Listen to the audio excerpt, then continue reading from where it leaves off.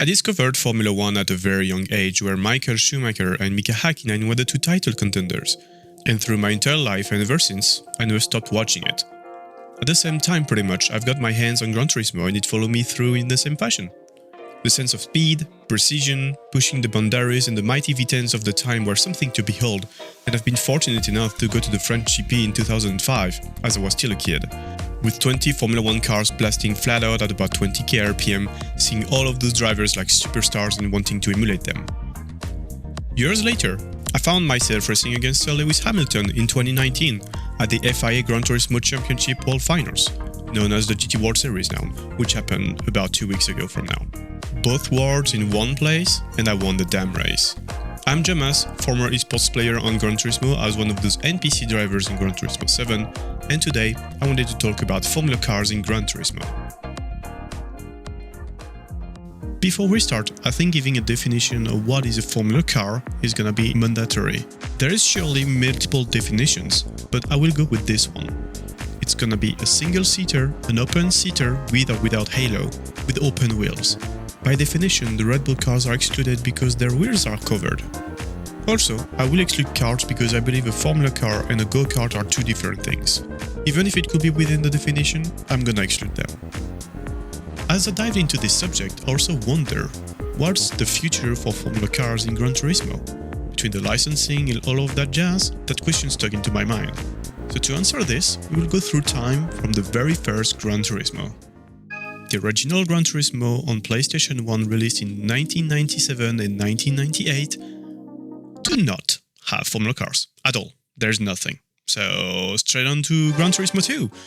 So Gran Turismo 2, PlayStation 1, 1999. It does have something. It do have the Renault Espace F1. There's F1 in the name, right?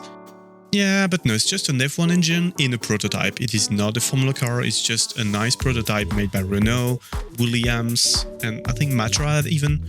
So yeah, it's just a cool prototype, I must say. It is a cool prototype, but it is not a Formula car, so it's not included in here. That means there's no Formula cars in the PlayStation 1 era of Gran Turismo.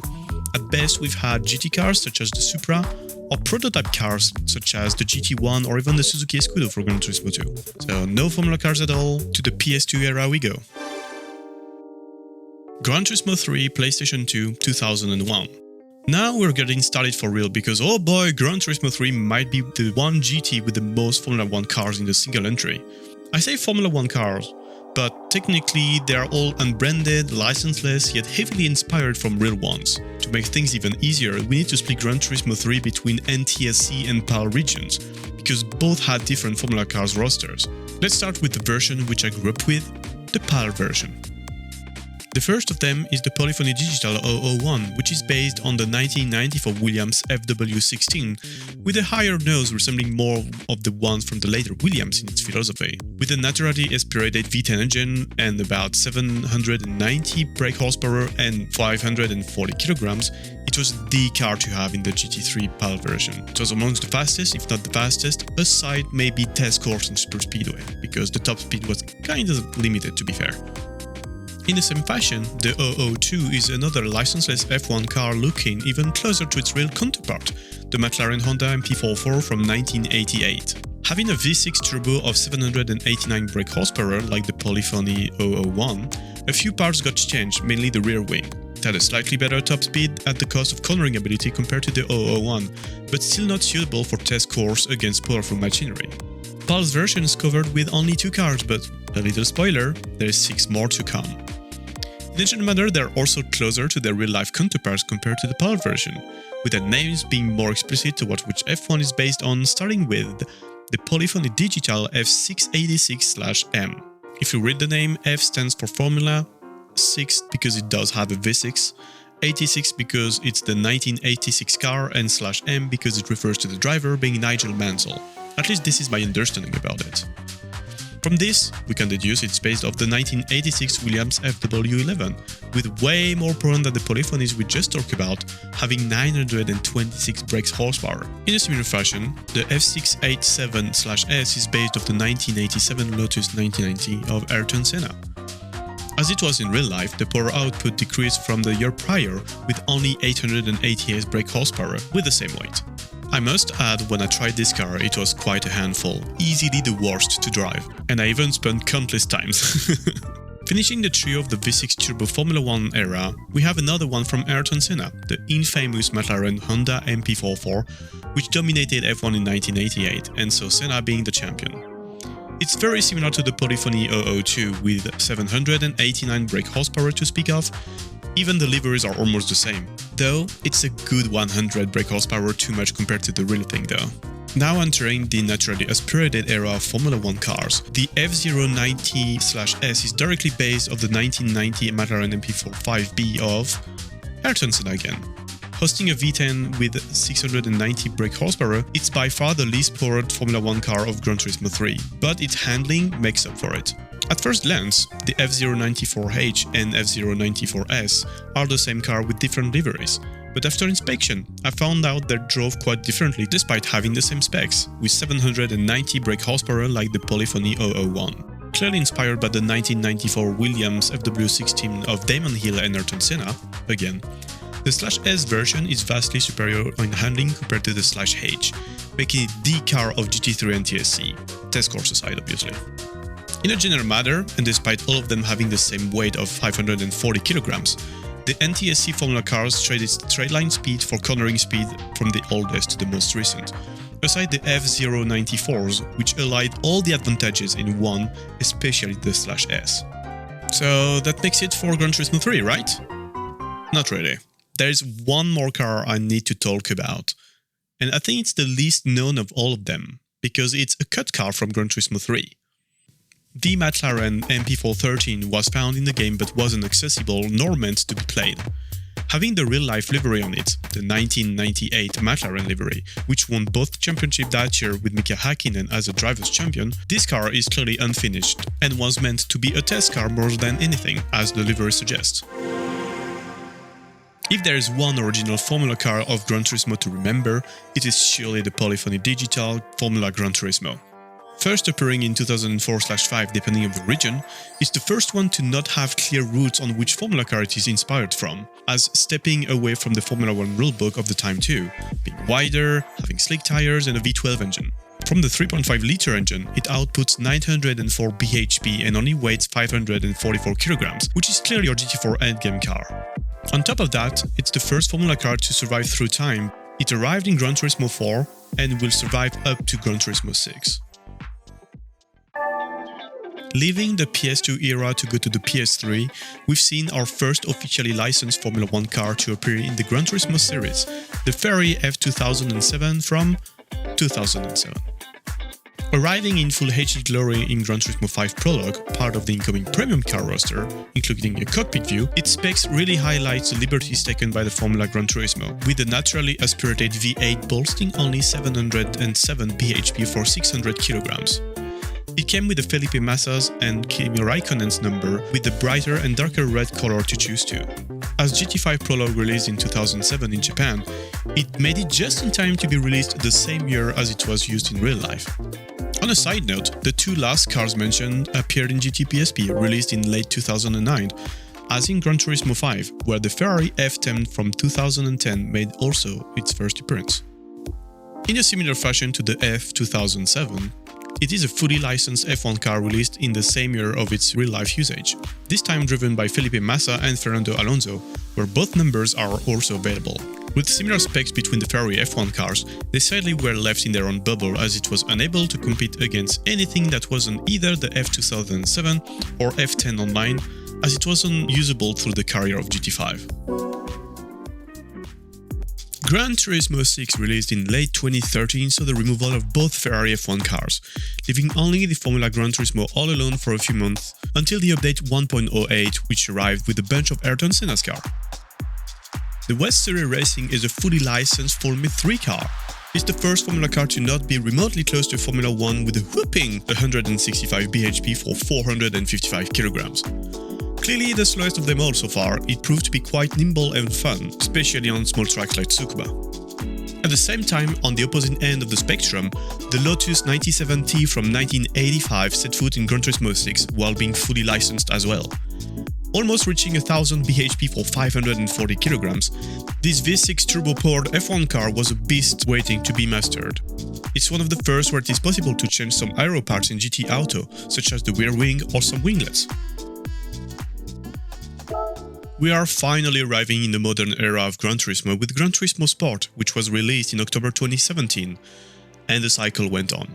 All the Formula cars we've mentioned so far are gone, even the lastly added ones related to Ayrton Senna. Or so we thought.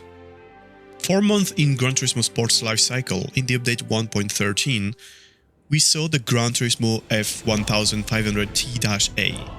It's really reminiscent of what they've done in Gran Turismo 3, though with a different name convention.